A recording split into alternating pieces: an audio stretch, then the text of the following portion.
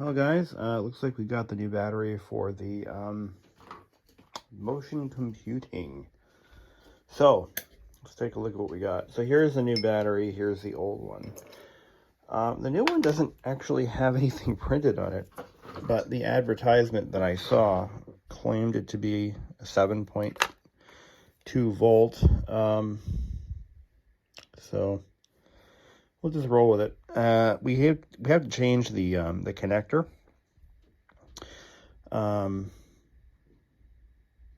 it looks like all I have to maybe do is de-pin the old one.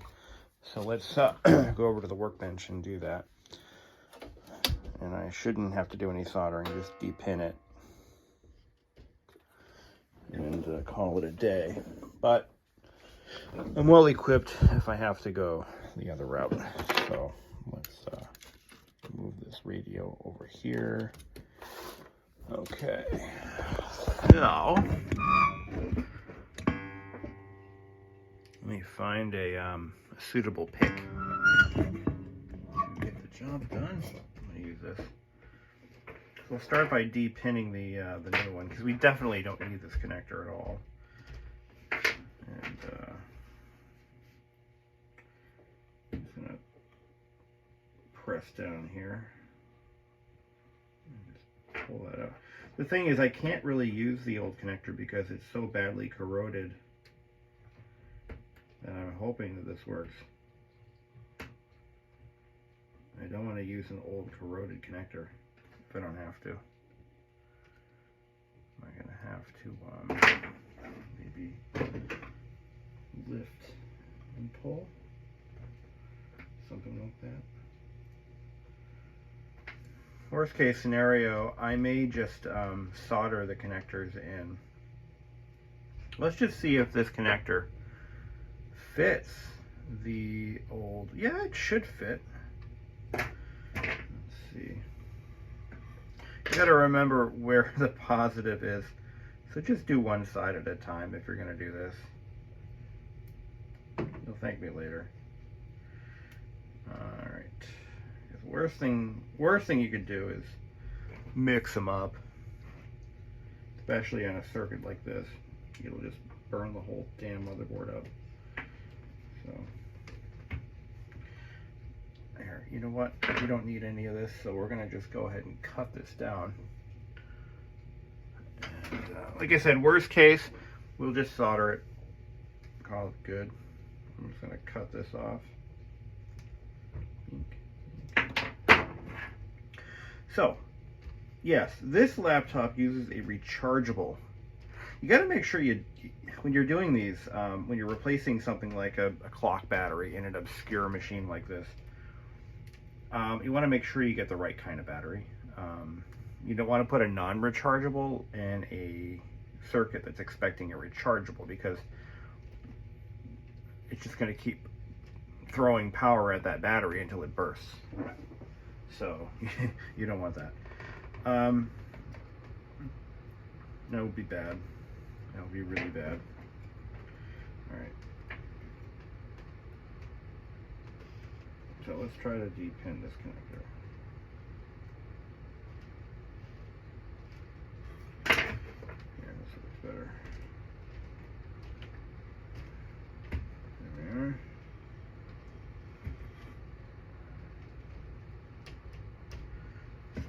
Something else. I'm going to use a flat blade. Go on. Try this one.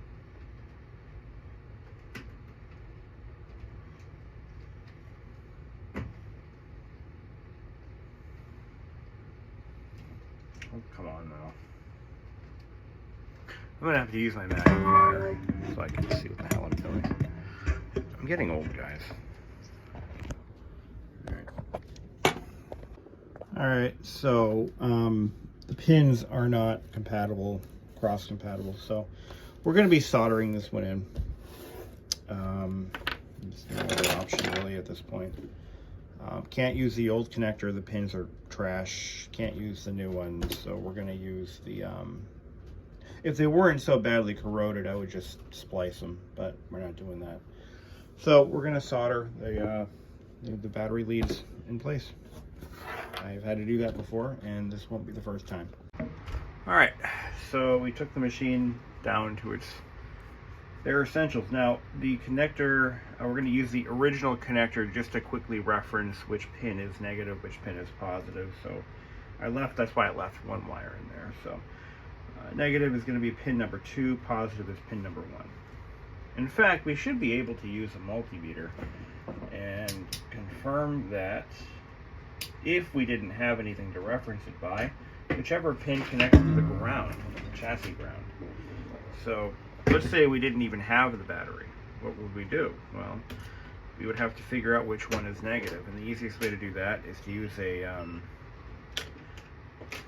multimeter with a tone function, and we'll figure out which pin links to this ground pad.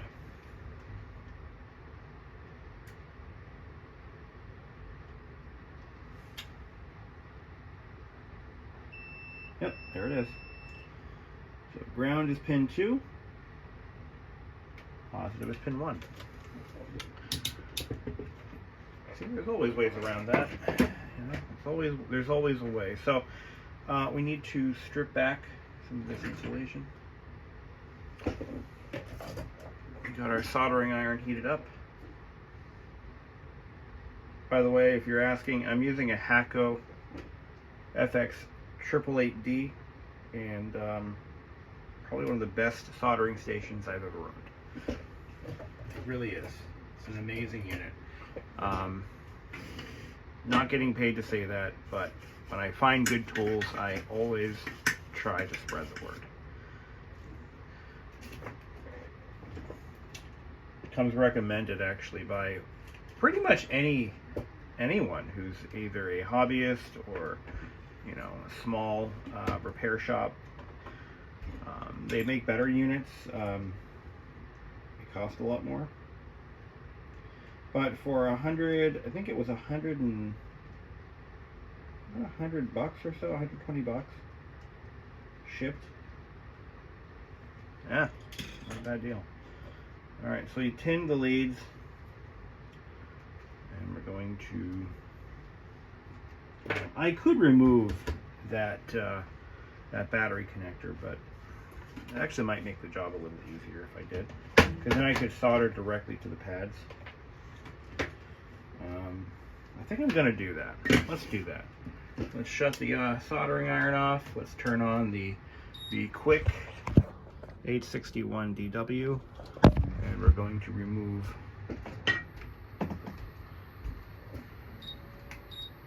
the entire thing.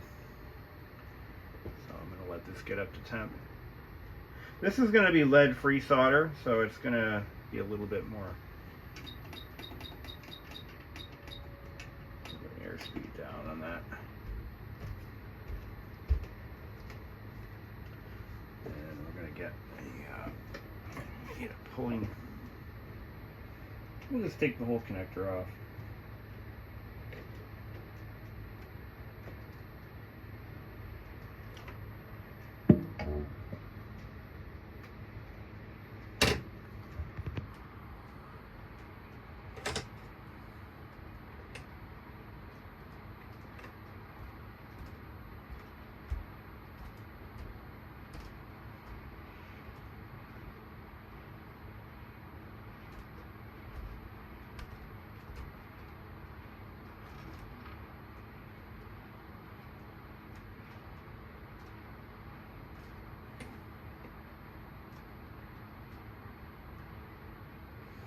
I'm still teaching myself how to use a hot air station, so I apologize if I'm not doing things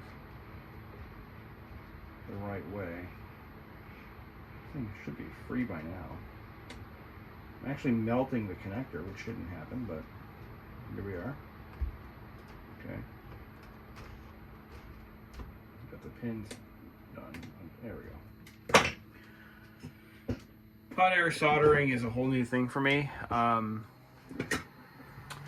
It's a skill, for sure. I've been using an iron since I was 9, but hot air stations are a whole new concept for me.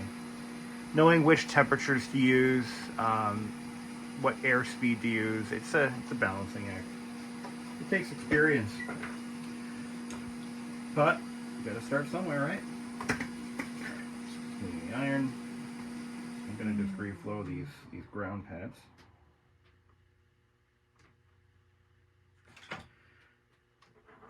Okay, pin 2 was neg. Pin 1 is pause.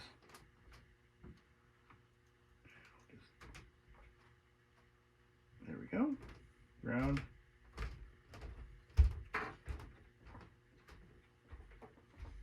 And positive.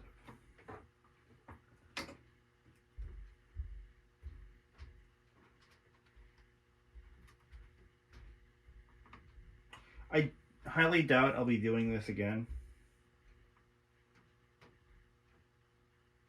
Ever. On this machine, so I'm not worried about the replaceability being more difficult. Doesn't really bother me at all. So, okay. We're done with that. Now we just need to I'm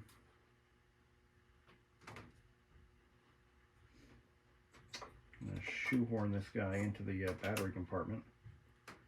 A very small battery compartment.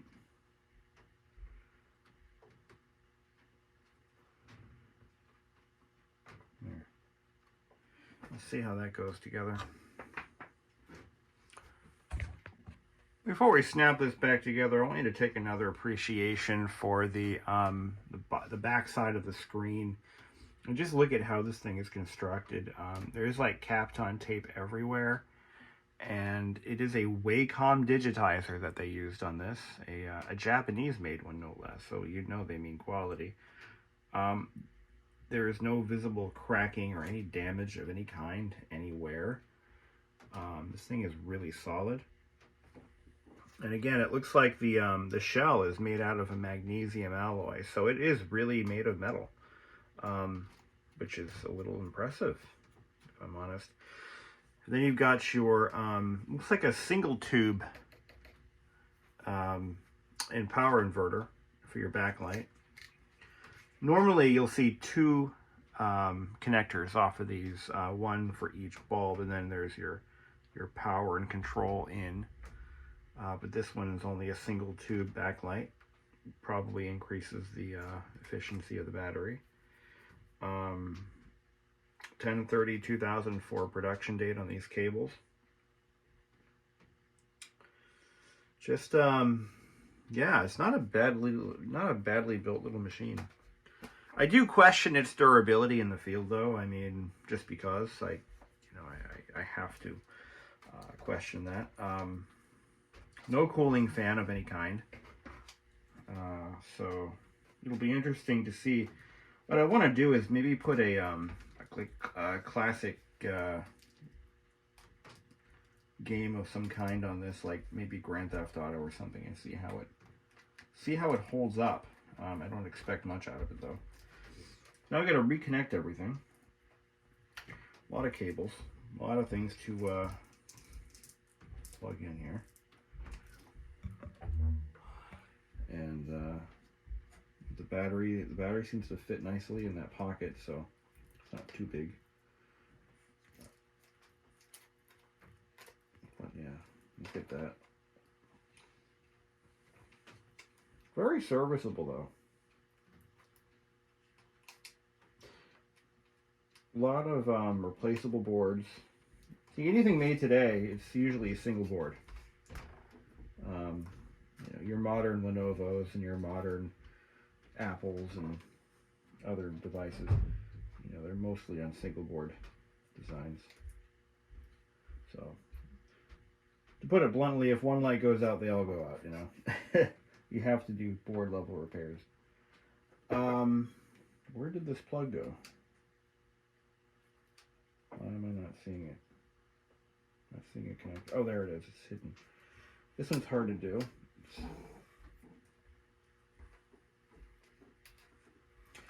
It's hard to get to. But I think we got it. I just got to get this one. I believe this is my display cable right here.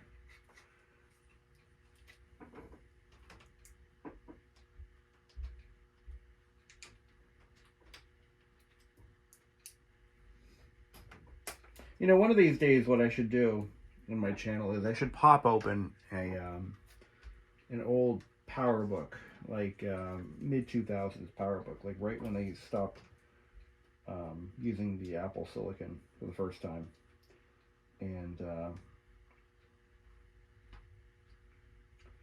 we should compare it to a modern MacBook Pro, just to give you guys. I mean, some of you some of you folks who aren't,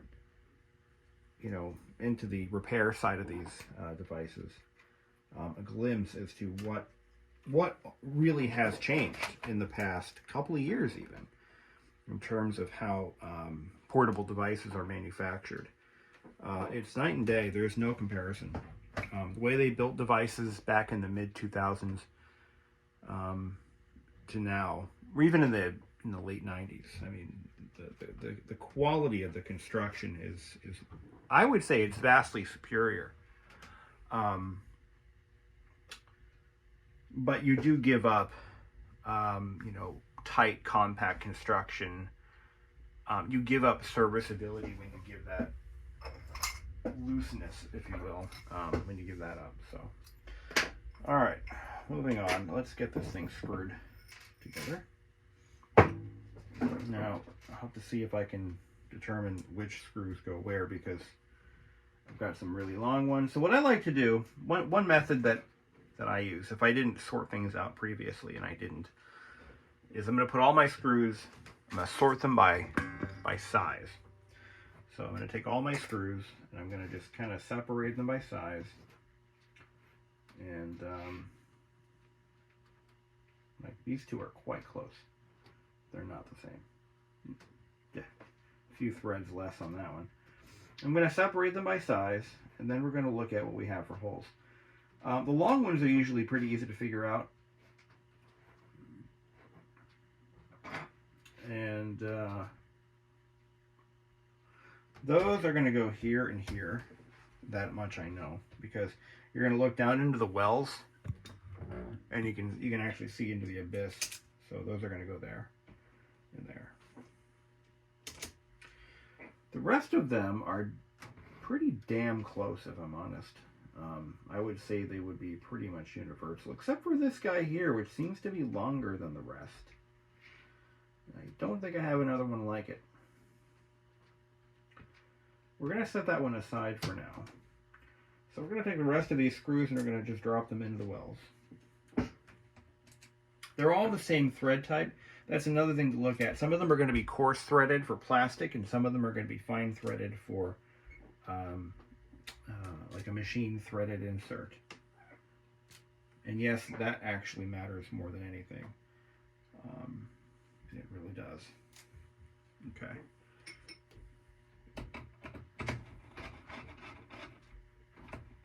That's not the right screw. There's the one I used. It's going to be this guy.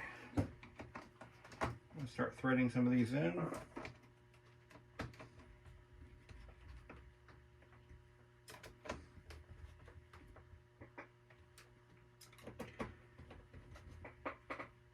So a tablet like this, or a slate as they call it, these are really a specialized market. I mean, this isn't something you would buy, again, for your family to use on vacation. This is something that you would buy your truck drivers, your security officers, your police force. A lot of these ended up in police cars. For the police departments that couldn't afford a Panasonic Toughbook, they would buy one of these. I think these were a lot cheaper. Panasonic Toughbooks were the gold standard, and still are to this day, for durable computing, as far as I'm concerned. And I would love to own another one. They're pretty cool. Even though the ones that I can afford are pretty obsolete. It's an understatement. So, why do I have all these extra screws? I'm actually kind of wondering that, honestly. We didn't take any screws out internally, but we did remove some covers. Now maybe these are the cover screws? Let me see what those look like. Or do the covers have captive screws? Oh, well, wait a minute. No, we got the hard drive. That's got to go back in, and that's held in by a couple of screws. All right. So yeah, that's something. No, isn't it? Yeah, I gotta put that back in. So that's got what? 2, 3 screws, 4 screws holding it in. Looks like the covers. Okay. I'm not going to put the RAM cover back on yet because I want to play with that in a minute. Once I confirm that this thing still actually turns on and functions, I'm going to go ahead and do that. So there are 2 screws that go into the hard drive carrier before the cover goes in on. And now this is interesting. They used non-decorative screws for the covers.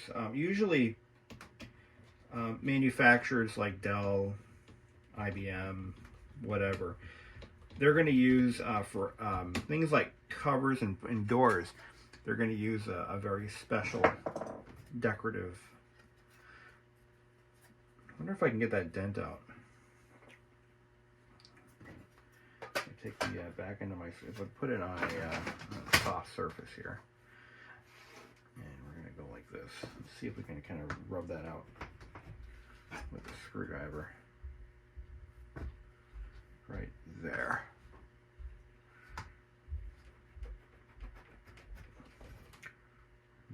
Maybe if I really worked at it, I could get it out. I think I reduced it a little bit though. What other tools do I have? I need like I need auto body tools to fix computers. I'll use the cap of a Sharpie. There we go. A little bit. It says helping.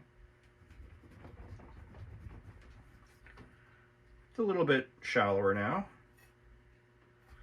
Should we go a little more?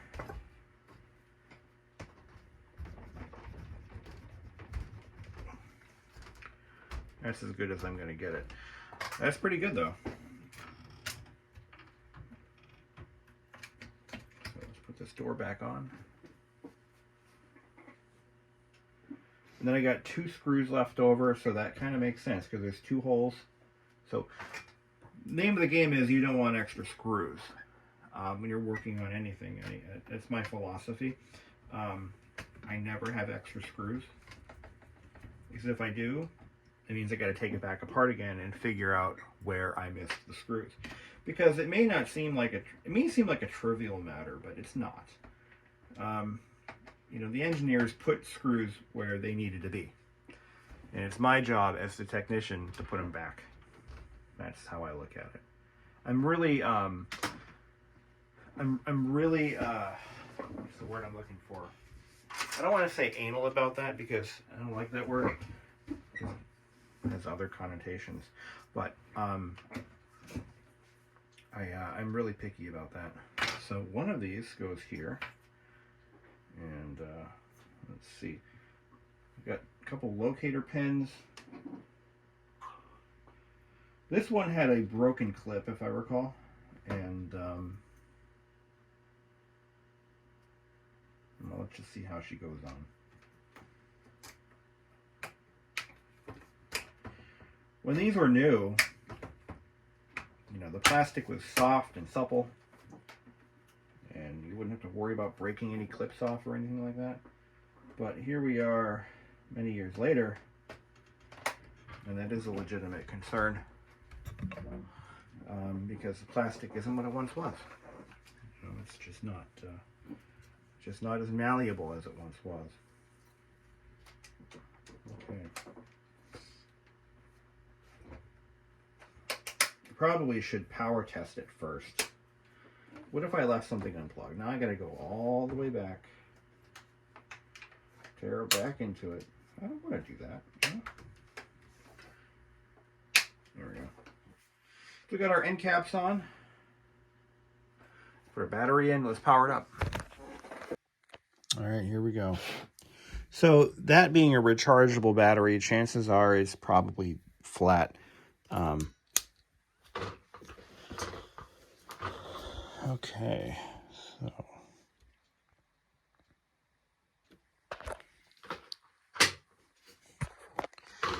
looks like we've got 3, 2, 1 contacts. Everything seems to be working okay so far. Wonder if it'll still take my fingerprint. But anyway, yeah, the original battery, we really replaced it because it was starting to internally disintegrate and corrosion. I'm going to show you, actually, let's do that in a minute. I'm going to skin back the wire, and you can actually see the acid from the battery is wicking through the wire, and eventually it'll reach the board and it can cause damage. This is a fairly recent thing I noticed just a couple years ago on one of my old power books. And it was my Kanga, my G3 Kanga. So let's see if our touch works. Not yet. Might take a minute. I might have left something unplugged. So that's kind of what we're doing here. I'm pretty sure I left something unplugged. Because if this works, and this... Oh! Wait a second. I almost forgot. Well, this isn't working either. We might have to go in and fix that. Yeah, this might you might be in trouble. I might have left something unplugged. That being the touch interface, which is no, it works. It works. And I know I set up the here, let me grab my phone prop here. I know I set up fingerprints scanning. So let's do that. Control-Alt-Delete. Oh, there it goes. Put my fingerprint in.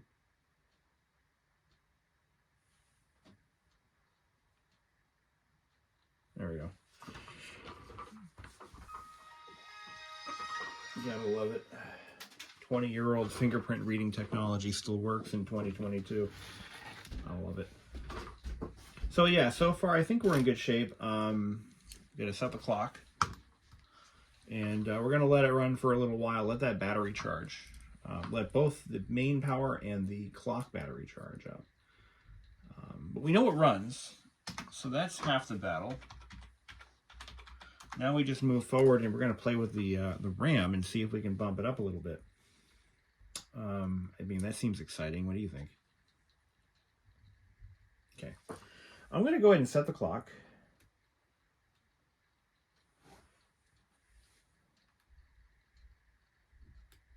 Click, click, click, click, click.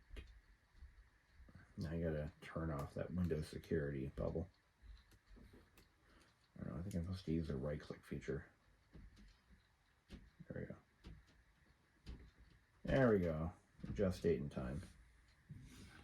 It is 12:10 p.m. Can I just grab the hands and turn them? No. All right. It is actually December 16. It's almost Christmas, guys. 2003. I wish. Things I would do differently.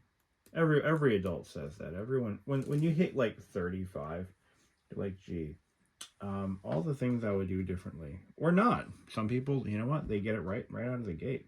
I did okay. I graduated in high school in 2003. Just FYI. Let's see, December 16th, Friday. Today is a snow day, by the way. That's why I'm home. Work got canceled. It is 12:10 p.m. Otherwise, I'd be at work. I could work remotely, but I don't have enough going on right now to justify not taking a day off. So I'm like, I'm taking a day off. Unable to connect. We had this on my Tandy 1000 access point, and you know what? I think that access point may have crashed, and that's why I couldn't get the netbook on it last week when we made that video. And what is my cat doing? He's going crazy. This is a damn cool machine. I think this is one of the coolest finds I've ever had, because not only is it kind of an it's an industrial PC, for Christ's sake, and an industrial portable that somehow managed to survive in this condition, and everything works. I mean, that's a win, right? It's not worth anything, but that's not the point. That's not what the point of this hobby is. We're here to save technology, kind of take a snapshot of where technology was at a particular time. That's what I do. I don't know about you guys, but I like to do that. I like to take a good example of a piece of equipment that was kind of a good benchmark for where computing was at any given time in history, and yeah, I'll do that. Sounded good. I'm going to go on eBay right now, and I'm going to see what all these things even go for. It looks like it did not connect. I'm going to have to, you know what? I think I know why. While we wait for that access point to reboot itself, I'm going to shut this down, and we're going to see if we can't bump it up from its stock, what's it got, 512? I think it's 512. Or was this at a gigabyte? I don't remember. Okay, we have 500 megs of RAM, and it looks like it's shared video memory, obviously, because it's got 504 available, so that tells me that we're doing some video memory cannibalism here. And let's go ahead and flip it down. This is so cool. And so clunky. You know, it was when we started creating tablets, we really figured out how to pull off the keyboard as a case concept. You know what I mean? It took a little bit of fudging, but what you see mounted to your current generation iPads and, you know, Galaxy tablets and stuff, well, that's years and years of perfecting the idea of using a keyboard as a case, and they turned it into like or for example, a Microsoft Surface. The keyboard folio, or key folio, whatever they call them, that's how you do it. You know, that is how you do it, and it works really well. So, what have I got for RAM? We've got these are all DDR2. Nope, these are DDR, just plain DDR.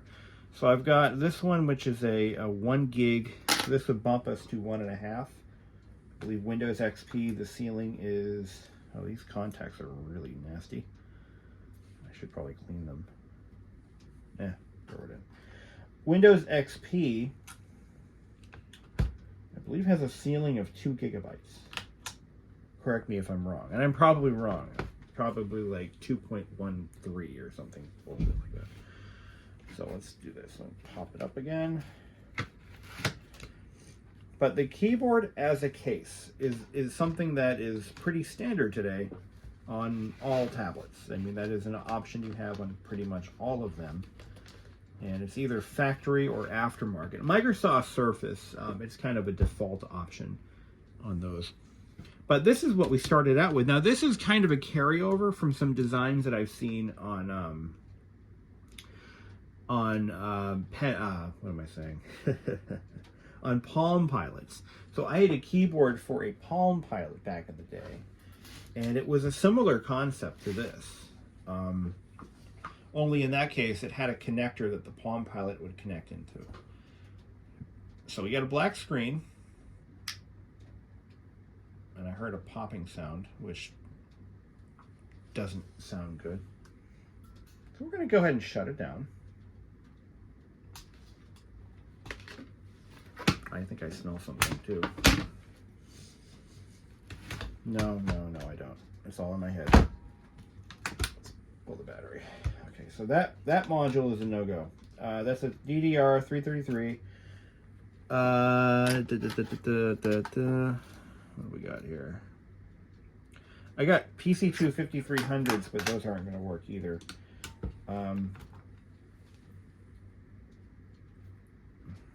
Let's just try it.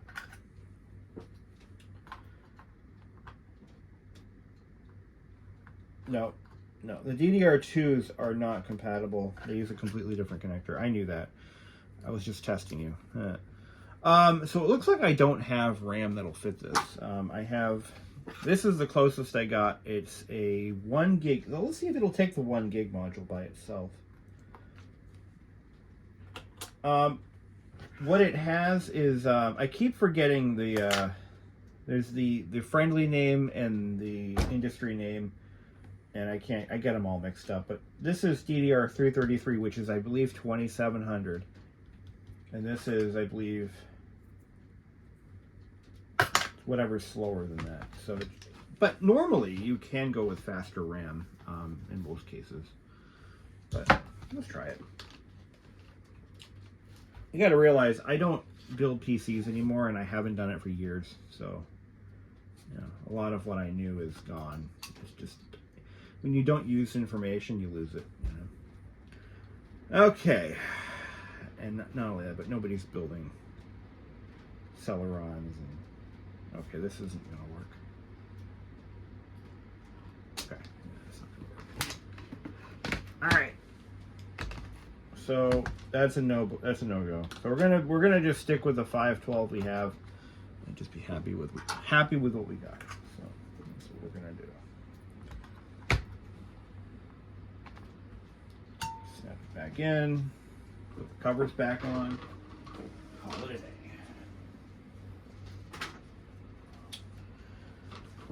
I gotta figure out, am I gonna buy memory for this? No, probably not.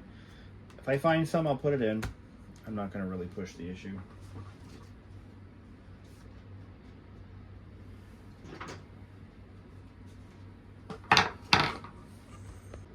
So I just tried to bump the RAM up in this thing, and I don't have the exact... I have DDR, but I don't have... I believe this is DDR 266 or something like that. It's not the DDR 333 that I have. It's older than that. And it just doesn't accept it. It rejects it. It says no. I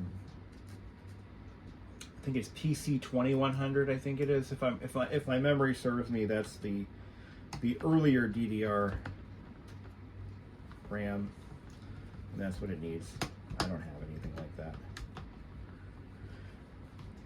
I probably did at one point, but I don't now. So, all right, we've got our covers back on. We're going to put the battery back in because I had to pull the battery, test the RAM out.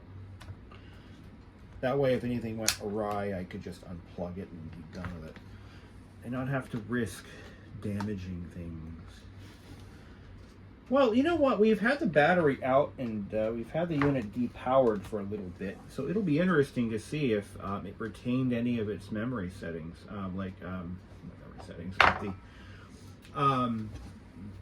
see if it's retained any of its CMOS settings. So we'll know in a few seconds if it did. So this is a motion computing M1400. Now you know that there's a company out there somewhere that has a fleet of these things that they're buying up parts just to keep them running. So I found this. I found a motion computing. It looks like a tablet. This is kind of cool. I didn't know they made these.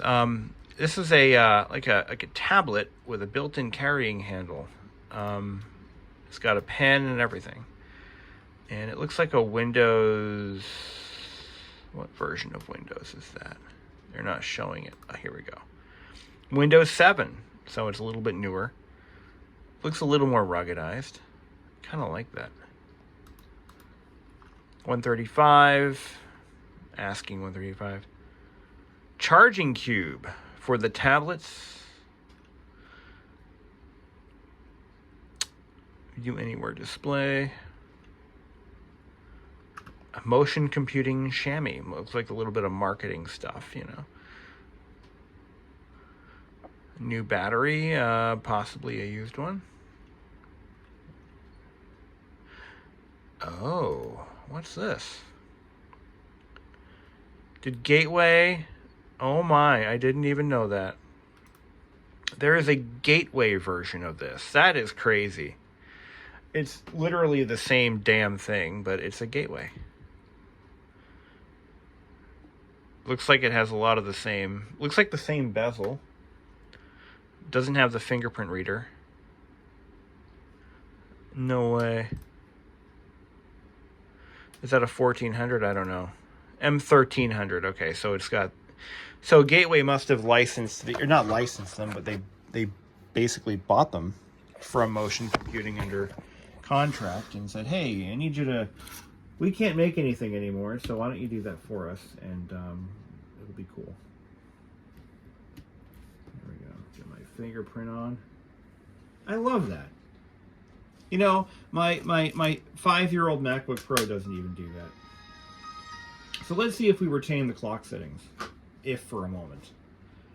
Because the battery still needs to be charged, but 12:23, it is correct. It is retaining its clock settings. All right, so we've actually we've done something useful. I'm grateful for that.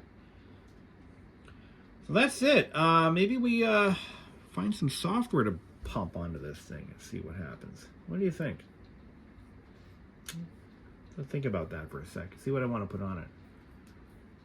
Let's see. We got 0.5 gig of RAM, no video memory. It kind of limits us to what we can do. I mean, I have tons of stuff I can throw on this, like Windows XP era stuff, which we can always do. But let me turn off that warning. I don't really want to be warned that I don't have security on this. I don't need to be reminded of this every 5 minutes. Firewall off. Virus protection not found. Turn off the alerts. Come on, you slow piece of shit. Yeah, this thing could benefit from a little more RAM, I think. We don't need automatic updates. Virus protection. Oh, Wi-Fi automatically connected. So that's cool. So resetting my my access point actually worked. It fixed the problem. So hallelujah. All right. Well, maybe in a future video we'll look at what else we might be able to run on this. And don't lose that pen. The pens are replaceable. Can't just buy them at Best Buy anymore. Don't sell anything at Best Buy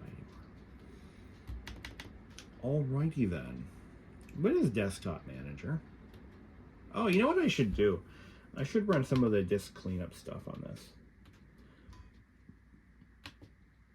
It's got, oh, it's BlackBerry. It's got the BlackBerry software on it. Oh, that's cool. I forgot that's BlackBerry's logo. I haven't seen it in so long. I forgot. Does it have a Windows, a Microsoft Office license on it? No, I don't think so. Microsoft Streets and Trips. It has that on here. I agree. Register later. No shit. It's got Streets and Trips on here. I can use this for navigating. You know, just for fun. Let's take a look at my area.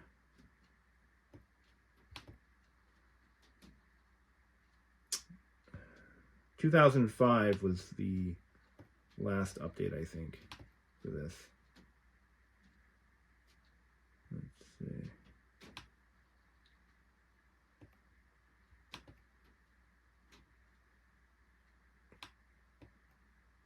Where's the scroll? I think I use the pen for this. Can I just kind of, no, can't do that. Can I, how do I move? How do I move? Arrow keys, okay. Very cool. I wonder if my street's on here, hold on. Well, I was able to confirm that it really has the full map. It has my entire city and my neighborhood and my house. That's pretty cool. I'm going to leave that on there, obviously. The map's a little outdated, but not much has changed in, 20 years. So this would be a great device for a real estate agent. A little pricey, but if you're a good agent, well, you don't need to worry about price now, do you? Sell, sell, sell. That's right. Slate computers are for closers. Motion resources, tablet and pen settings. We already went through that. SQL Server. I need to remove that. I don't know why I don't need that. I'm not even touching the screen. I'm just gonna. Pen computers are for closers. I'm gonna shoot somebody in a set someday. Alec Baldwin. That poor guy. I like Alec Baldwin. I do. I think what happened was a very unfortunate accident, but it's been out of the news cycle for a while, so let's give him a break. So what I want to do is I'm going to take off the BlackBerry software because I want to bring this as close to its factory build as possible. And we don't need to waste disk space on things like BlackBerry software, so, you know. Remove, please. Yeah, I don't want his data. Thank you.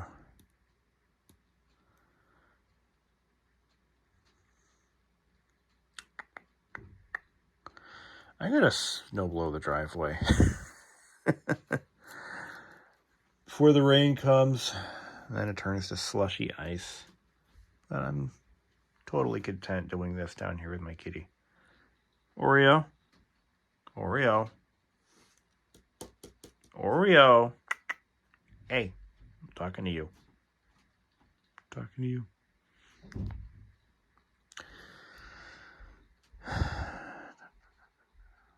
All right. Well, I think this is boring now. So, you guys take it easy. And these are cool. I would suggest acquiring one just for fun because it's a pretty cool machine. Pretty cool machine. I should probably get a battery rebuild for it. I'm thinking about it and just kind of see the reactions I get when I travel with this thing, like on an airplane. See what happens. You know, hey, what is that? You can't have that on the plane. What? Has anyone, honestly, classic laptop owners, vintage laptop owners, have you ever had a hard time getting on a plane with a vintage laptop? I'm curious. Because the next time I fly, I was thinking about bringing my LTE 5000 just to see what happens. But my luck, the TSA agents would take it from me. So, yeah, I don't want that. Like, you can't have that. Okay. Anyway. Lenderman, you must fly a lot. I know you're watching this. You must fly a lot. RetroTech Chris? Yeah, you know what I mean. Anyway, that's it for now. Thank you for watching. Have a great day.